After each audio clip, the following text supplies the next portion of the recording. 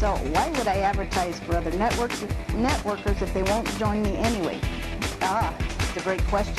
It says you're going to advertise two things, okay? Your alpha self, because I am an accumulation of everything I have studied, correct? So that, I mean, my prospect is actually buying me. They're not buying my business. They're not buying actually my system. They're buying me, all right, because of everything that I've learned, and I'm going to distill everything back down to them so that they can actually use it themselves. So number two is a marketing system. Okay, just like Ray Kroc and McDonald's, okay, you're going to sell a marketing system to your distributors. That system should sell your company's products after the fact. Okay, you get a system going, okay, and then the system actually sells your product. Does that make sense?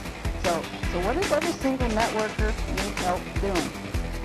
That's where I love this book. Recruiting customers and business builders, right? Right. So in summary, this is probably what you need to do is get into a system, okay, and I can help you with that.